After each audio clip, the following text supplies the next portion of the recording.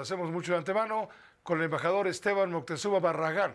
Eres el representante diplomático de México ante el gobierno de los Estados Unidos, ante el gobierno de Washington. Embajador Esteban, muchas felicidades, muy feliz año, bienvenido, gracias por aceptar la invitación. Con muchísimo gusto, Pepe, y un abrazo a todo tu auditorio también por este año que inicia. Muchas gracias, gracias Esteban. Pues con la confianza que nos contempla, te voy a preguntar si puedes hacerla de reportero y contarnos cómo estuvo hoy la clausura y la instrucción que recibieron de la Presidenta de la República y del Secretario de Relaciones Exteriores para todo lo que se viene este 2025, que va a ser muy peliagudo, sobre todo en la relación más importante de México con el exterior, que es la que tú encabezas en Washington, me refiero a la relación con Estados Unidos. Así es, Pepe. ¿Cuánto tiempo tengo? ¿Unos 45 minutos? Como 60, si te parece, tipo dólar, claro, tipo dólar. Mira, con mucho gusto. Fue una reunión muy importante porque se reunieron todos los embajadores y todos los cónsules y las embajadoras y las cónsules con nuestra señora presidenta y con el canciller.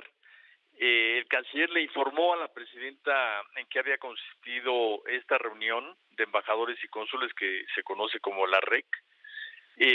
Y creo que es muy importante que reúna México a todos sus representantes diplomáticos del mundo, porque al estar todos juntos se puede transmitir de una manera muy clara cuál es la línea política, cuáles son los retos, cuál es el modelo que se está siguiendo, los principios que siempre se tienen que defender y para que haya un lenguaje común. Entonces, de partida es una reunión muy importante. En esta ocasión, como tú lo acabas de mencionar, pues iniciamos un año que pinta complejo, muy complejo, porque pues todo el mundo conoce y sabe, no son amenazas, sino el tipo de expresiones que ha hecho como candidato Donald Trump y que seguramente llevará a cabo como presidente de una u otra manera. El canciller le comentó a la presidenta que nos habíamos reunido con diversos secretarios para ver todos los programas, por ejemplo, los programas sociales. Para México es muy importante que se sepa en el mundo que según el Banco Mundial, son cifras del Banco Mundial, 9,5 millones de mexicanos salieron de la pobreza. Creo que esto es algo que el mundo está viendo con interés y con sorpresa, porque pues finalmente ese es algo muy importante en materia de desarrollo.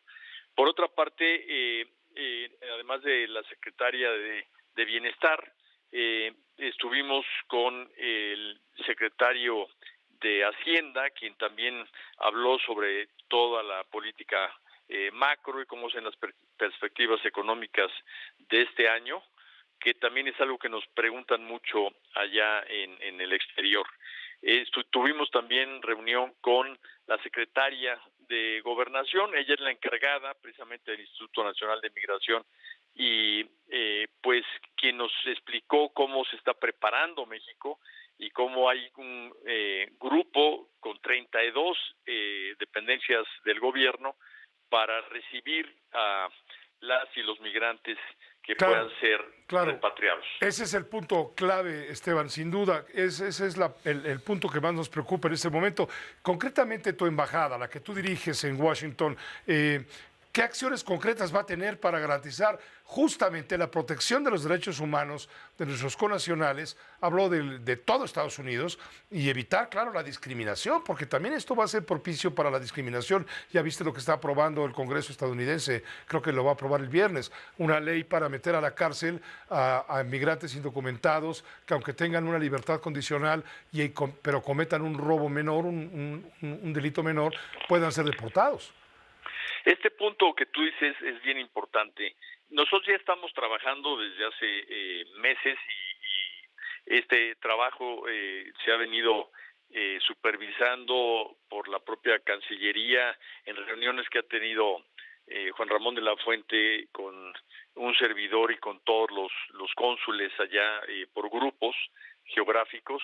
Mira, en la actualidad hay gente que tiene ya una orden, digamos, de deportación, porque cuando una persona llega a Estados Unidos y pide quedarse, pide asilo, lo mandan con un juez y el juez tiene que determinar todo esto. Y la gente que está en esa condición es la más fácil de ser precisamente deportada.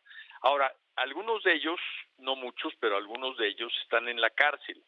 Y muchas veces son por delitos menores, como tú estás diciendo. Por ejemplo, por una infracción del tránsito, los paran y después al remitirlos con el juez se les pide el estatus migratorio y es cuando los mandan a una estación de detención migratoria.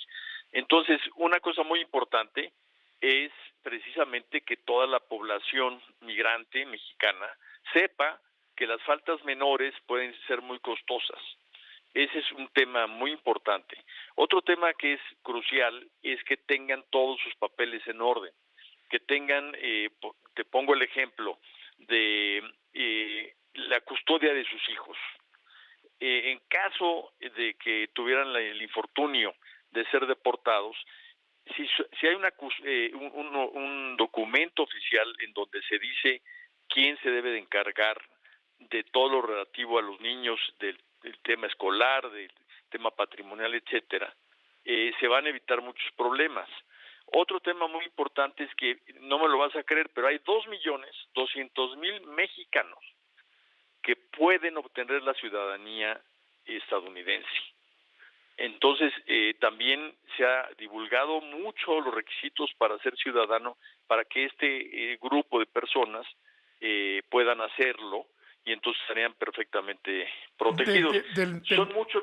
Del millón de de los 11 millones de deportados que pretende realizar el próximo gobierno de Trump a partir del 20 de enero, ¿cuántos son mexicanos? Porque no todos son mexicanos. 4.8. 4.8 millones de mexicanos. Y vamos, ya está preparado el gobierno de México para recibirlos acá. Hemos dado esta información, por supuesto, pero supongo que tú también estás interesado en saber, bueno, cómo los va a cachar México, ¿no? Cuando los echen para acá.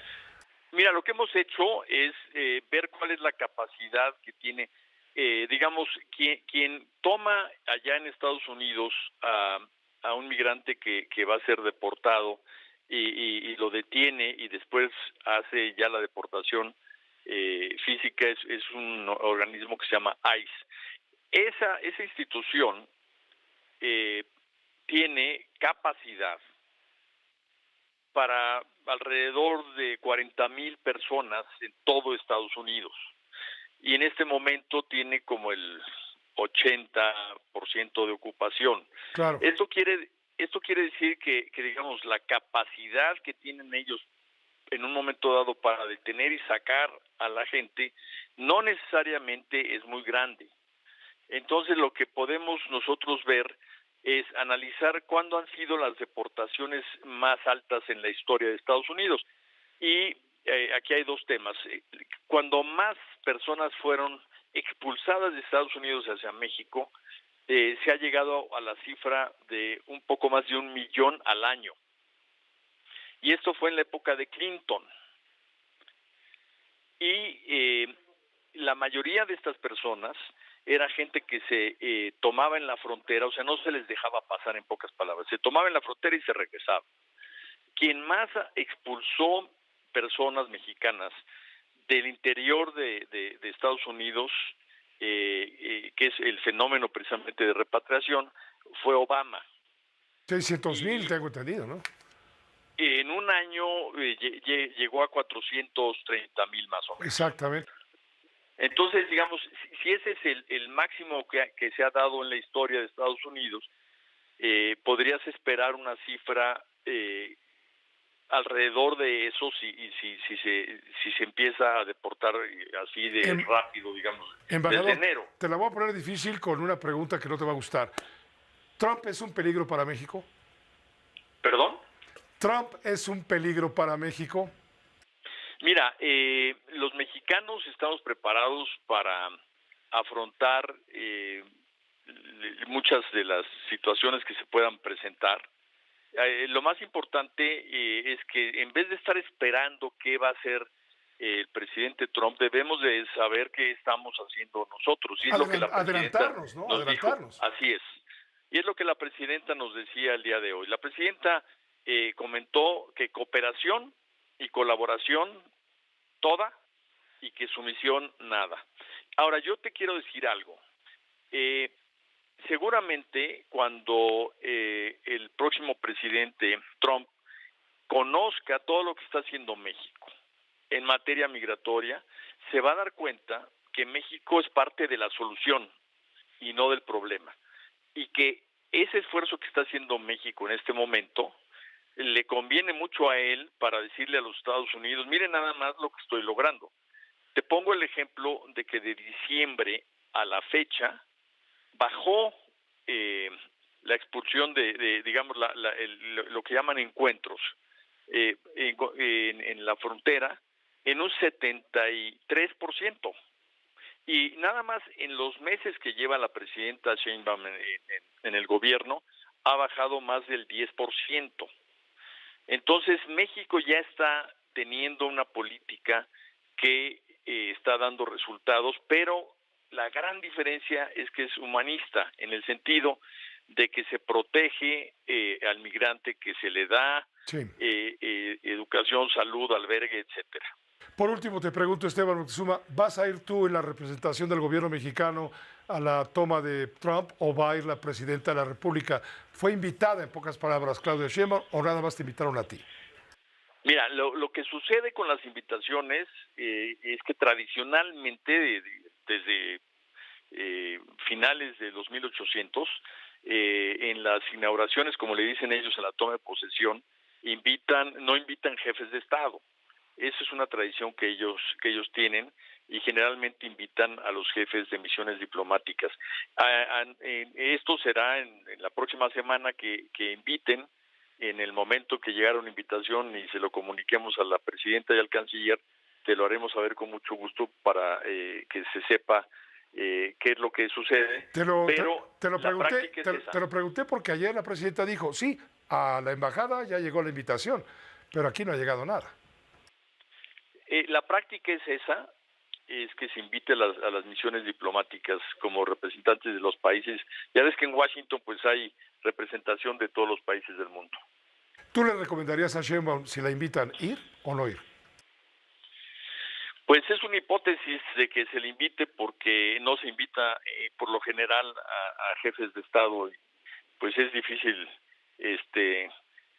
tejer sobre hipótesis, ¿no? Yo creo que lo importante es que tiene una comunicación bastante buena con el presidente Trump. Ya habló por teléfono con él en un par de ocasiones y lo que sucedió pues fue que se entendieron en los temas que trataron, cosa que otros líderes no han logrado en el mundo. Y antes pues México era el único país que estaba en la agenda de Estados Unidos, sobre todo en materia fronteriza, de seguridad fronteriza, y ahora tienes a muchos otros países muy preocupados con declaraciones, como es Canadá, Dinamarca, Panamá, Ucrania, ¿no? Entonces, yo creo que lo importante es ver qué sucede con México y estar preparados como lo estamos, y con todos los informes que nos dieron del gabinete que se ha reunido en su conjunto, encabezados por la presidenta, para estar preparados, que no nos sorprendan y que podamos defender a nuestros connacionales. Muchas gracias, embajador. Tu reportaje duró 14 minutos. Bueno, pues me la debes para la próxima. Un fuerte abrazo, Esteban, con mucho gusto. Pepe, un abrazote. Pronto nos vemos, hasta pronto. Muy bien. Hasta luego, gracias. Esteban Moctezuma, embajador de México ante el gobierno de Estados Unidos. Es la embajada más importante de México frente al mundo. Una pausa muy breve y volvemos con usted inmediatamente.